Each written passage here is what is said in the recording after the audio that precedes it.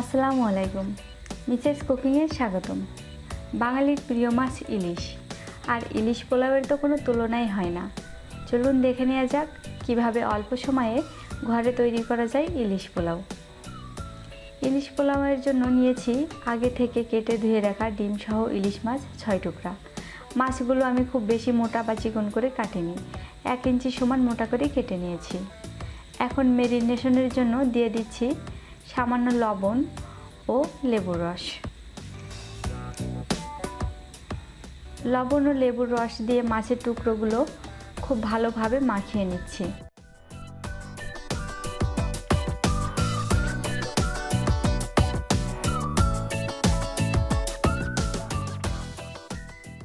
এভাবে এপিট ওপিট করে খুব ভালোভাবে মাখিয়ে নিতে হবে। মাছের টুকরোগুলো খুব ভালোভাবে মাখিয়ে নেওয়া হয়ে গেছে।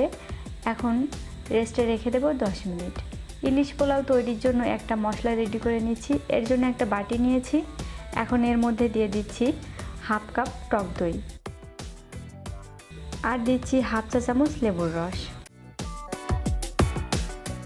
হাফ কাপ পেঁয়াজ বাটা, 3 চা চামচ কাঁচামরিচ বাটা। ঝাল আপনারা পছন্দ অনুযায়ী দিতে পারেন।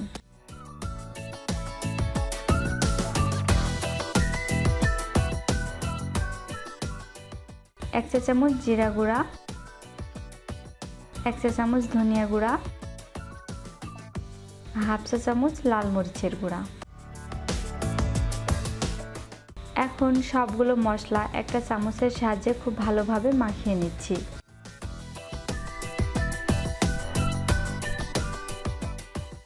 খুব ভালোভাবে মাখানো হয়ে গেলে এখন এটা এক সাইডে রেখে দিচ্ছি। চুলায় একটা প্যান বসিয়ে দিয়েছি। প্যানটা গরম হয়ে আসলে দিয়ে দিচ্ছি হাফ কাপ সয়াবিন তেল, 2 টুকরা দারুচিনি ও একটা এলাচ ফোড়ন দিয়ে দিলাম একটা বড় সাইজের পেঁয়াজ কুচি। কাঁচা গন্ধ যাওয়া পর্যন্ত ভেজে নিচ্ছি। এখন দিচ্ছি স্বাদ মতো লবণ। পেঁয়াজ হালকা সোনালি করে ভেজে নেব। হালকা সোনালি হয়ে গেছে। এ পর্যায়ে এর মধ্যে দিয়ে দিচ্ছি আগে থেকে রেডি করে রাখা মশলা।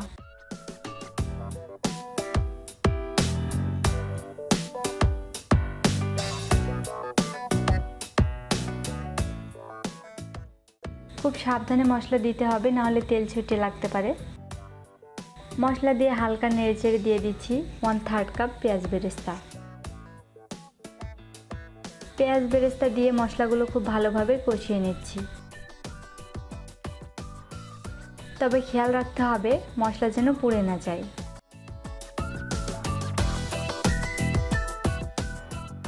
মশলা যাতে পুড়ে না যায় তাই মশলা রাখা পাত্রটি ধুয়ে সামান্য পানি দিয়ে দিলাম। মশলা যত ভালো কষানো হবে ইলিশ পোলাওয়ের স্বাদটা কিন্তু ততটাই বেড়ে যাবে।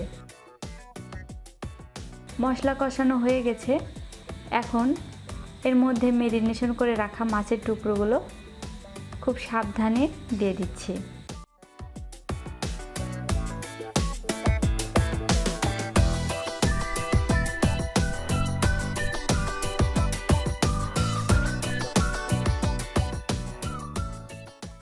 মাছের টুকরোগুলো দিয়ে ঢাকনা দিয়ে মিডিয়াম আঁচে রান্না করছি 5 মিনিট। ফিরে এলাম 5 মিনিট পর। এখন মাছের টুকরোগুলো খুব সাবধানে উল্টিয়ে দিতে হবে।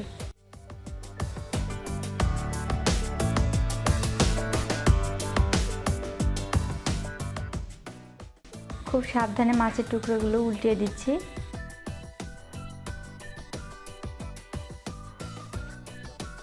লক্ষ্য রাখবেন যেন মাছের টুকরোগুলো ভেঙে না যায়।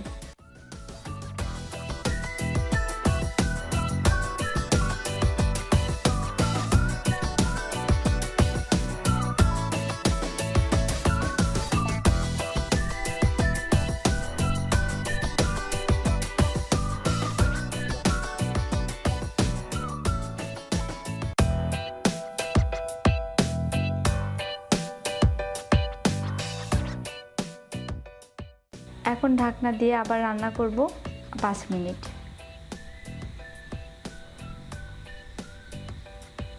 5 মিনিট পর মাছের টুকরোগুলো প্রায় রান্না হয়ে গেছে। আমি আবারও একটু নাড়াচাড়া করে নিচ্ছি খুব সাবধানে।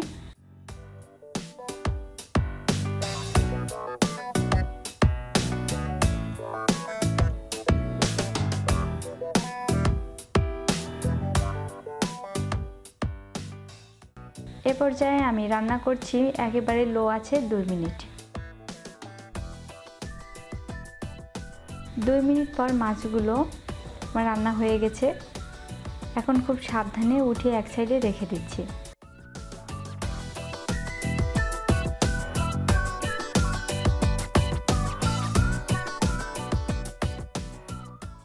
পোলাওয়ের জন্য চুলায় একটা কড়াই বসিয়ে দিয়ে দিচ্ছি 3 টেবিল চামচ তেল।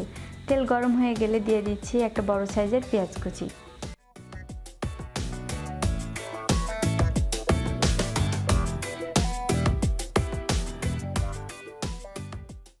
পেঁয়াজ কুচি কাঁচা গন্ধ যাওয়া পর্যন্ত ভেজে নিয়ে দিয়ে দিচ্ছি স্বাদ মতো লবণ।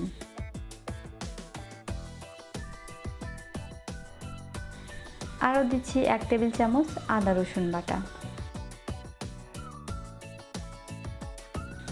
একটু ভেজে নিয়ে দিয়ে দিচ্ছি আগে থেকে খুব ভালোভাবে ধুয়ে পানি ঝরিয়ে রাখা পোলাওয়ের চাল। আমি এখানে 3 কাপ পরিমাণ পোলাওয়ের চাল নিয়েছি। পোলাওয়ের চাল 5 মিনিট মিডিয়াম লো আছে ভেজে নেব। চাল হালকা হয়ে আসলে মাছ রান্নার পাত্রে মাছের মশলার মধ্যে চালগুলো ঢেলে দিচ্ছি।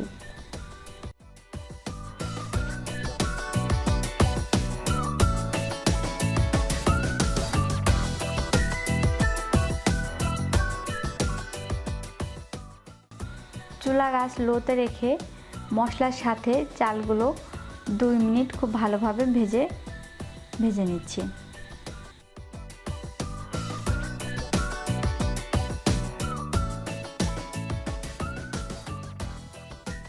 মশলার সাথে চালগুলো খুব ভালোভাবে ভাজা হয়ে গেছে।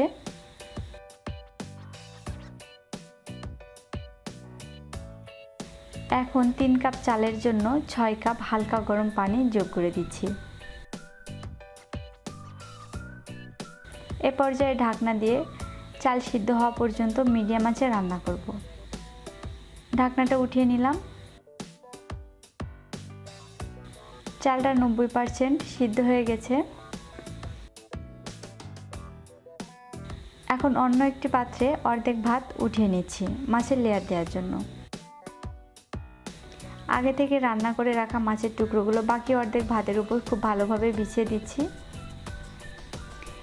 এভাবে মাছের টুকরোগুলো বিছিয়ে দিলে ভাতের সাথে মাছের যে ফ্লেভারটা খুব ভালোভাবে ছড়িয়ে যাবে।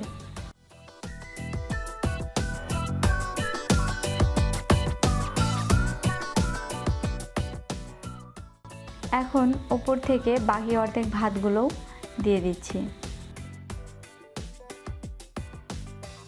ভাতগুলো চারিদিক থেকে খুব ভালোভাবে বিছিয়ে দিচ্ছি যাতে করে মাছগুলো পুরো ঢেকে যায়।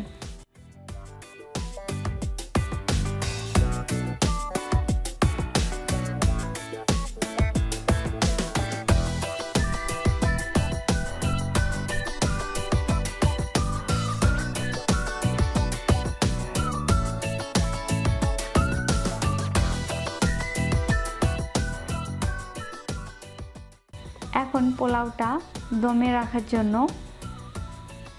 আমি একেবারেই লো আঁচে ঢাকনা দিয়ে রান্না করব 10 মিনিট। ফিরে এলাম 10 মিনিট পর।